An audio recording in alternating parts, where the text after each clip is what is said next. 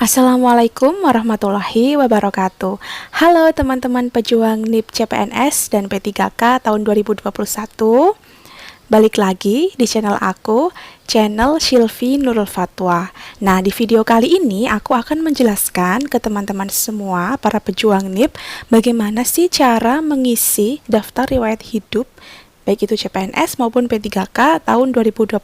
Nah, aku ambil sumbernya ini dari BKN ya teman-teman. Jadi dari buku petunjuk teknis pengisian DRH CASN 2021 terbitan BKN.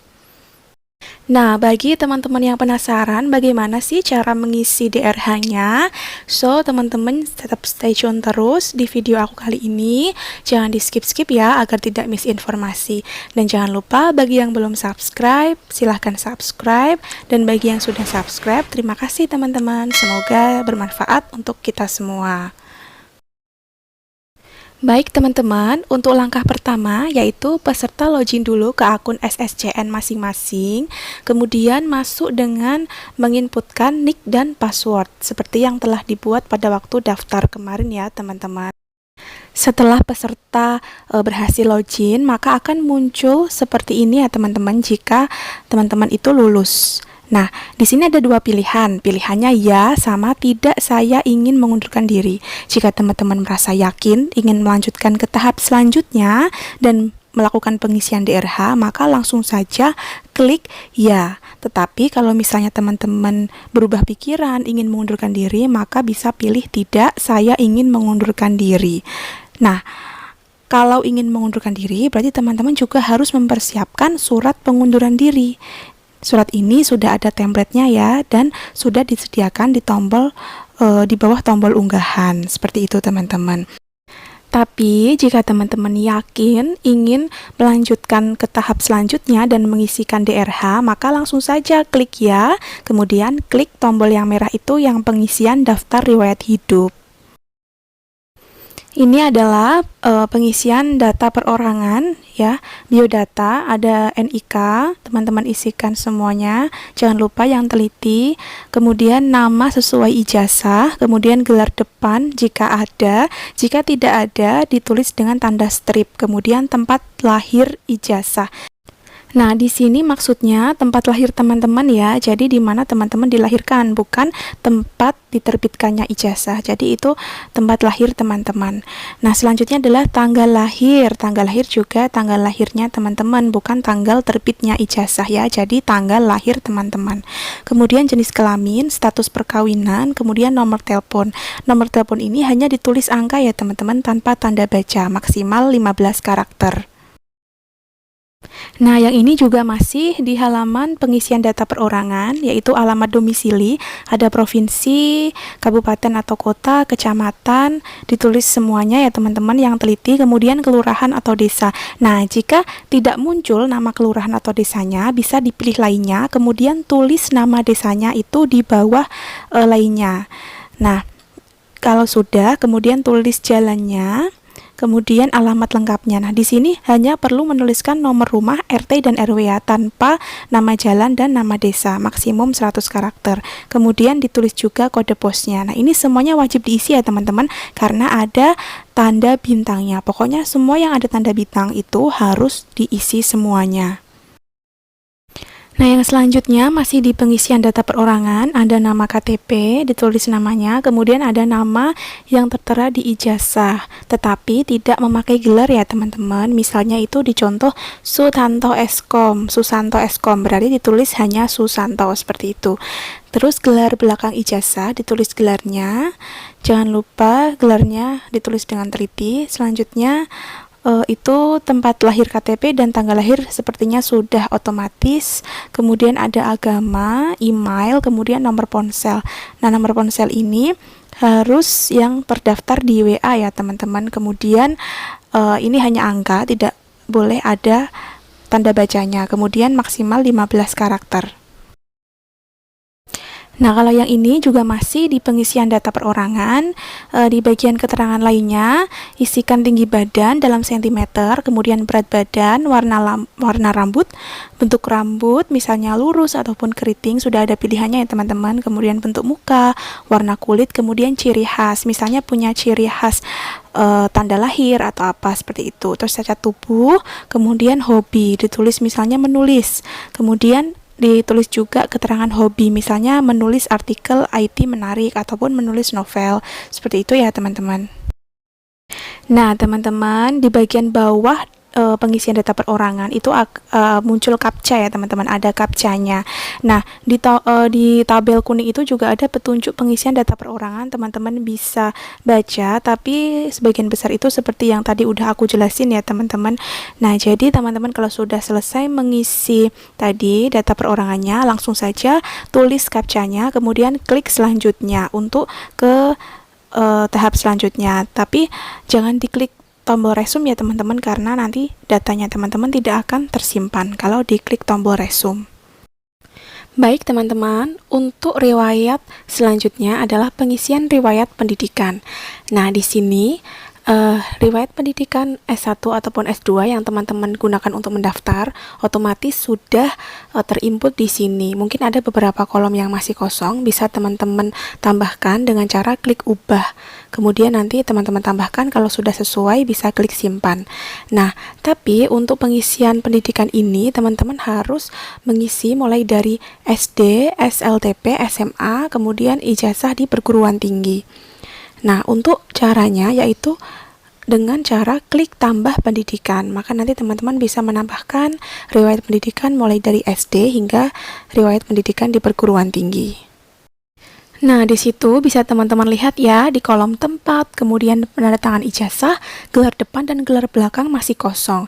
Nah, teman-teman bisa menambahkan dengan cara klik ubah, kemudian teman-teman isi. Nah, selanjutnya seperti ini. Nah, setelah tadi teman-teman klik ubah, maka akan muncul tampilan seperti ini. Kemudian teman-teman teliti lagi mulai dari tingkat pendidikannya, kemudian jurusannya, kemudian nama perguruan tingginya bisa teman-teman tuliskan, kemudian gelar depan jika ada dituliskan, kalau tidak bisa ditulis dengan tanda strip. Kemudian gelar belakangnya, akreditasi pada waktu teman-teman lulus, kemudian tempat perguruan tingginya di mana, kemudian nomor ijazahnya, tanggal ijazah, kemudian nama pejabat penandatanganan ijazah. Kemudian kalau sudah sesuai semuanya, bisa diklik simpan. Teman-teman jangan lupa untuk menambahkan riwayat pendidikan mulai dari SD, SMP, SMA dengan cara klik tambah pendidikan ya. Kemudian di sini adalah contoh penambahan riwayat SLTP. Misal SD juga menyesuaikan ya teman-teman, yang penting ditulis dulu tingkat pendidikannya apa, misalnya SLTP, klik SLTP, kemudian jurusannya juga SLTP. Tapi kalau SMA nanti ada pilihannya, misalnya SMA IPA atau SMA IPS. Nah, untuk SMK biasanya ada pilihannya, jurusan di SMK-nya jurusan apa, seperti itu. Kemudian tulis nama sekolahnya, kemudian akreditasi, tempat sekolahnya, kemudian nomor ijazah, tanggal ijazah, dan nama pejabat penandatangan ijazah. Nah, itu adalah tanda bintang ya teman-teman, jadi harus diisi. Selanjutnya kalau sudah yakin untuk mengisinya, bisa diklik simpan. Jadi teman-teman jangan lupa untuk menambahkan mulai dari SD, SMP, SMA, kemudian di perguruan tinggi dilengkapi semua. Nah, untuk ijazah yang setingkat lebih tinggi atau ijazah yang tingkatannya sama itu tidak bisa ditambahkan ya teman-teman. Misalnya teman-teman mendaftar dengan ijazah S1. Nah, teman-teman mau mengisikan ijazah S2-nya. Nah, itu tidak bisa ya teman-teman. Jadi kalau setingkat lebih tinggi diinputkan itu tidak bisa. Ataupun misalnya teman-teman double degree nih, punya 2 ijazah. Nah, untuk yang mendaftar misalnya ijazah ekonomi. Kemudian teman-teman punya juga ijazah hukum. Nah, itu yang hukum tidak bisa dimasukkan ke riwayat pendidikan. Jadi kalau ijazahnya setingkat atau setingkat lebih tinggi tidak bisa dimasukkan. Hanya ijazah yang digunakan untuk mendaftar saja, teman-teman. Nah, yang selanjutnya, apabila teman-teman pernah mengikuti kursus dan yang bersertifikat, maka teman-teman bisa menambahkan riwayat kursus dengan cara tambah kursus, kemudian tulis di sini nama kursus atau pelatihannya itu apa, kemudian pilih instansi pemerintah penyelenggara. Jadi di sini sudah ada pilihannya teman-teman ya. Kemudian jenis kursusnya apa, kemudian tanggal mulainya, tanggal selesai, nomor sertifikatnya, jumlah jamnya, tempat diadakan kursusnya di kota mana, kemudian institusi penyelenggaranya siapa, seperti itu teman-teman. Jadi semua yang bertanda bintang merah harus diisi. Nah, kemudian diklik simpan. Tapi apabila teman-teman belum pernah mengikuti kursus dan tidak memiliki sertifikat kursus, maka tidak apa-apa teman-teman, dikosongi saja, tidak perlu diisi. Jadi yang wajib mengisi riwayat kursus hanya yang sudah pernah mengikuti kursus dan mempunyai sertifikatnya. Untuk pengisian langkah yang ketiga yaitu riwayat pekerjaan. Jadi di halaman ini nanti teman-teman diminta untuk mengisi riwayat pekerjaan, penghargaan, dan prestasi. Itu jika ada ya teman-teman. Kalau misalnya teman-teman belum pernah bekerja dan tidak memiliki riwayat penghargaan dan prestasi, juga dikosongi tidak apa-apa, tidak harus diisi. Jadi ini sifatnya opsional teman-teman. Nah, apabila teman-teman pernah mempunyai pengalaman kerja, maka teman-teman bisa menambahkan riwayat pekerjaan ya dengan cara klik tambah pekerjaan, kemudian diisi data-datanya, instansi pemerintah, di situ ada pilihannya, tapi apabila teman-teman tidak bekerja di instansi pemerintah, maka dikosongkan saja. Tapi ditulis instansi perusahaannya apa, setelah itu tulis jabatannya apa, kemudian tanggal mulai sampai tanggal selesainya ditulis, gaji pokoknya berapa ditulis, kemudian untuk SK-nya mulai dari nomor, tanggal, dan pejabatnya juga harus diisi teman-teman, karena itu bertanda bintang merah. Kemudian kalau sudah sesuai bisa diklik simpan. Setelah itu, apabila teman-teman pernah mendapatkan penghargaan, maka teman-teman juga bisa menambahkan riwayat penghargaan dengan cara tambah penghargaan. Kemudian isi data-datanya mulai dari jenis penghargaannya apa, kemudian nama penghargaan, nomor SK-nya, kemudian tanggal SK, tahun perolehan, kemudian nama negara atau instansi yang memberikan penghargaan. Kalau sudah sesuai datanya, bisa diklik simpan. Kemudian apabila teman-teman itu pernah mendapatkan prestasi, mendapatkan juara di suatu perlombaan, misalnya di tingkat nasional maupun tingkat daerah, nah itu juga bisa teman-teman ditambahkan di riwayat prestasi. Tinggal klik aja tambah prestasi, kemudian diisikan nama prestasinya apa, juara apa, kemudian tingkatnya itu tingkat nasional kah atau tingkat kabupaten atau tingkat apa, kemudian tahunnya juga diisi. Kemudian jika sudah sesuai bisa diklik simpan. Itu jika teman-teman punya prestasi ya sebelum lulus CASN. Tapi kalau teman-teman belum mempunyai prestasi, dikosongi juga tidak apa-apa teman-teman. Ini sifatnya hanya opsional. Untuk langkah yang keempat adalah pengisian riwayat keluarga. Nah, di sini teman-teman bisa mengisikan data dari mulai istri atau suami, anak, saudara kandung, orang tua kandung, ibu dan bapak mertua. Nah, yang pertama kita akan mengisikan istri atau suami. Untuk mengisikan data riwayat istri atau suami, teman-teman bisa mengeklik tambah riwayat istri atau suami. Kemudian jika istri atau suami teman-teman itu adalah seorang PNS, maka ketik saja NIP-nya, kemudian cari PNS. Nanti data-datanya otomatis akan muncul teman-teman. Tetapi jika istri atau suami teman-teman itu bukan PNS, maka bisa diisikan data-datanya ya teman-teman, yang sesuai dengan yang ditanyakan di kolom-kolom tersebut. Nah, setelah teman-teman mengisi riwayat istri atau suami, teman-teman mengisi riwayat anak ya, jika sudah memiliki anak. Nah, dengan cara tambah riwayat anak. Kemudian selanjutnya teman-teman bisa mengisikan NIK-nya. Di sini teman-teman butuh kakak ya untuk mengisikan NIK-nya, kemudian nomor kakaknya, kemudian jika anak sudah PNS bisa ditulis NIP-nya, jika belum dikosongi saja. Kemudian isi data anak sesuai dengan yang ditanyakan dalam kolom tersebut, mulai dari nama, tempat lahir, tanggal lahir, kemudian pekerjaan. Jika belum atau tidak bekerja, bisa dipilih belum atau tidak bekerja. Kemudian jika sudah bekerja, bisa ditulis nama perusahaan atau institusinya apa. Tapi kalau belum juga dikosongkan, tidak apa-apa. Selanjutnya ada jenis kelamin, kemudian status hidup. Kalau sudah sesuai, bisa diklik simpan. Nah, form tersebut berlaku juga untuk isian mulai dari data riwayat orang tua, saudara kandung, kemudian bapak ibu mertua ya teman-teman. Jadi sama seperti itu. Kalau misalkan orang tua atau ibu mertuanya atau bapak mertuanya itu adalah seorang PNS, itu maka bisa ketik NIP-nya, kemudian bisa dicari PNS, cari NIP, nanti akan muncul sendiri oleh sistem data-datanya. Nah, langkah yang selanjutnya yaitu langkah kelima adalah pengisian keterangan organisasi. Nah, teman-teman bisa mengisikan organisasi yang pernah teman-teman ikuti ya, dengan cara tambah riwayat organisasi. Tapi kalau seumpama teman-teman belum pernah memiliki pengalaman berorganisasi, maka di keterangan organisasi ini boleh dikosongi ya teman-teman. Jika tadi teman-teman sudah klik tambah riwayat organisasi, maka akan muncul tampilan seperti ini teman-teman. Jadi teman-teman sudah bisa menambahkan riwayat organisasi yang pernah teman-teman ikuti dengan cara menulis nama organisasinya, kemudian pilih jenis organisasinya, misalnya dalam bidang apa ditulis, di pendidikan atau apa, kemudian jabatan organisasinya, nama kedudukan, dan lain sebagainya itu ya teman-teman. Yang penting yang tanda bintang harus diisi semua teman-teman. Setelah itu kalau sudah yakin bisa diklik simpan. Selanjutnya adalah pengisian keterangan lain-lain. Sebelum mengisi keterangan lain-lain, teman-teman bisa baca dulu di bawahnya itu ada deskripsi box yang berwarna kuning ya teman-teman. Itu bisa dibaca dulu. Petunjuknya yang pertama, jika teman-teman itu memiliki satu surat kesehatan yang terdiri dari surat jasmani dan surat rohani, maka nomor suratnya itu kan berbeda. Itu bisa ditulis semua ya teman-teman. Tetapi nomor suratnya harus dipisah dengan tanda garis miring ya.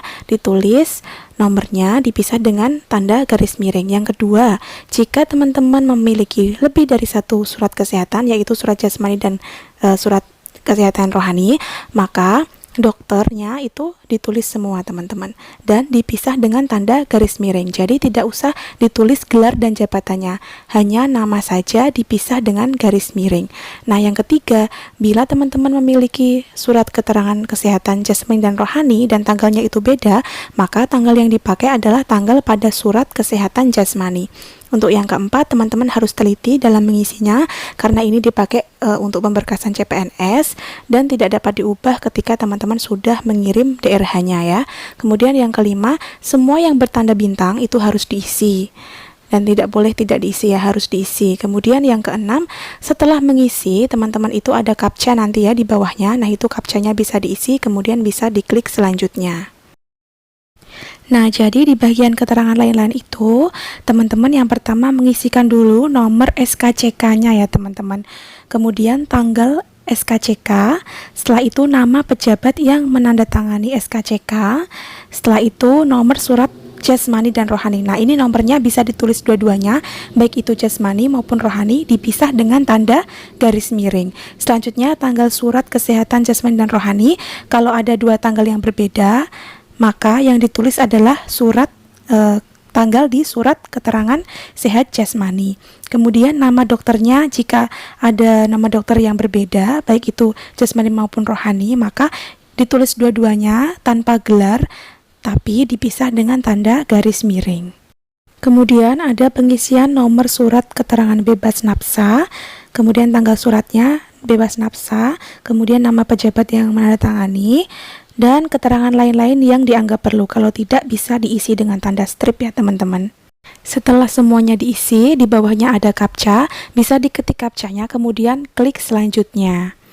Nah, langkah keenam adalah unggah dokumen. Jadi teman-teman itu sebelum mengunggah dokumen itu diwajibkan mencetak DRH yang terdiri dari DRH cetak, DRH perorangan, dan cetak DRH riwayat. Jadi dua-duanya itu diunduh dulu ya teman-teman.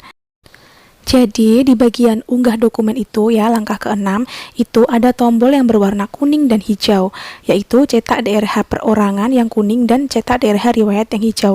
Itu teman-teman klik semua, karena itu nanti teman-teman bisa mencetak DRH-nya yang sudah diisi sebelumnya. Nah, apabila teman-teman masih merasa ada data yang salah, teman-teman masih bisa memperbaiki ya dengan cara kembali ke menu sebelumnya, ke menu misalnya yang salah di bagian pendidikan bisa teman-teman perbaiki. Nanti setelah itu bisa dicetak kembali yang sudah benar ya teman-teman, sebelum teman-teman mengakhiri proses pengisian DRH. Jadi jangan diakhiri dulu kalau misalnya teman-teman itu masih ada yang ragu dan masih ada yang perlu diperbaiki. Jadi teman-teman kalau sudah yakin bisa langsung dicetak DRH-nya, baik itu perorangan maupun DRH riwayat.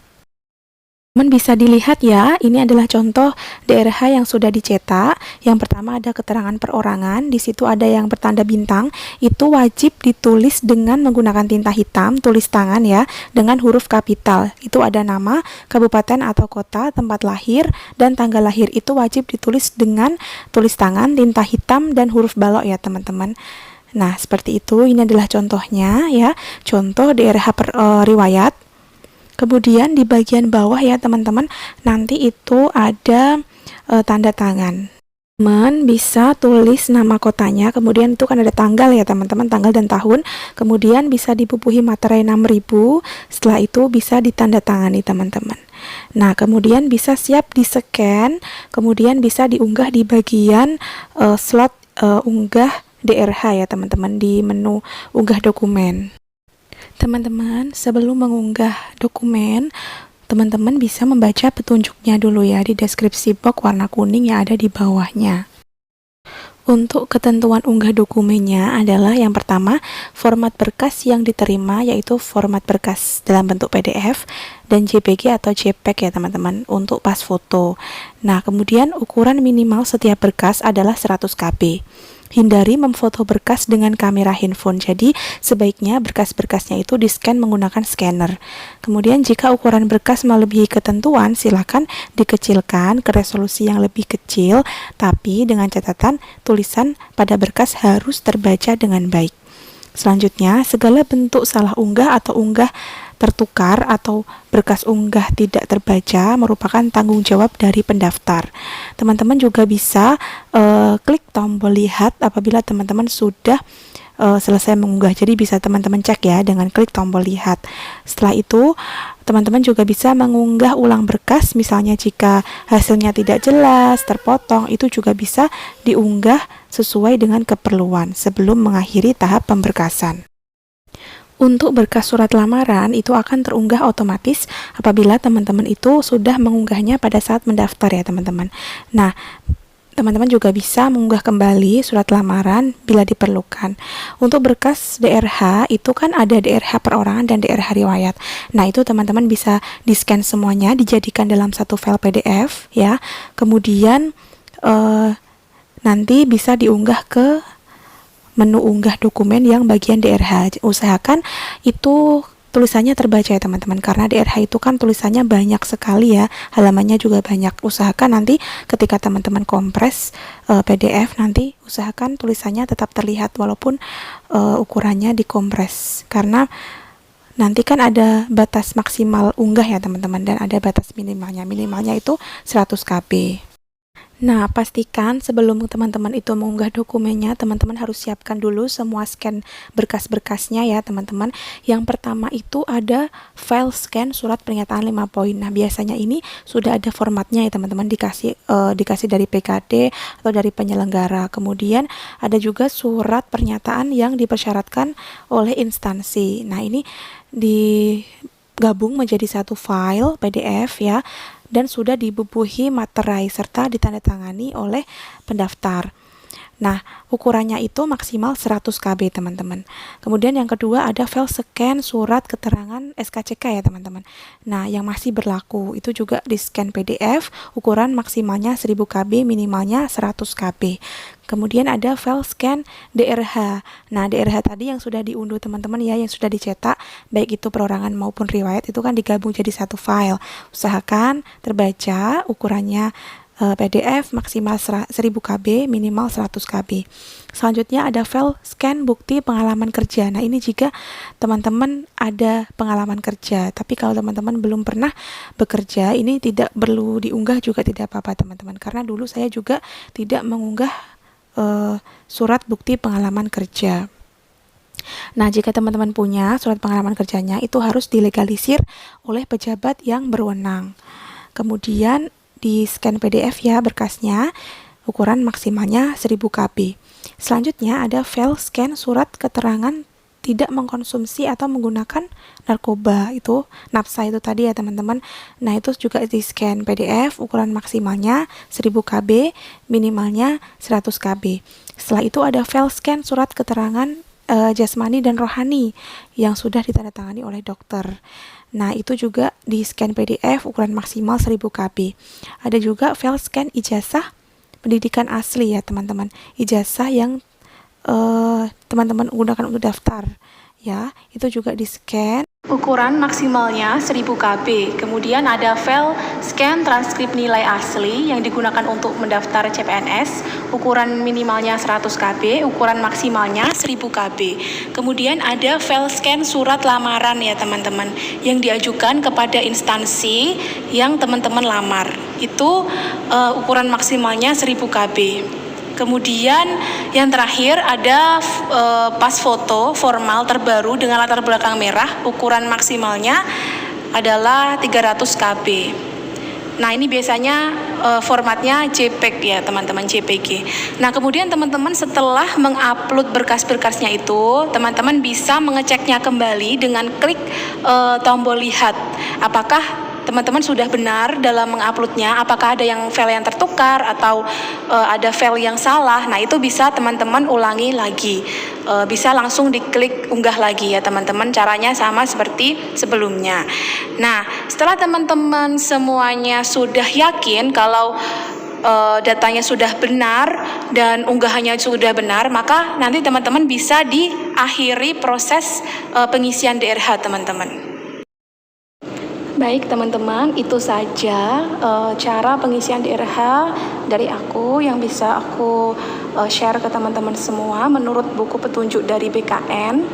Mohon maaf apabila ada kesalahan dan terima kasih buat teman-teman yang sudah lihat video aku. Jangan lupa untuk teman-teman yang belum subscribe, bisa subscribe channel aku untuk mendapatkan info terbaru seputar CPNS. Terima kasih. Wassalamualaikum.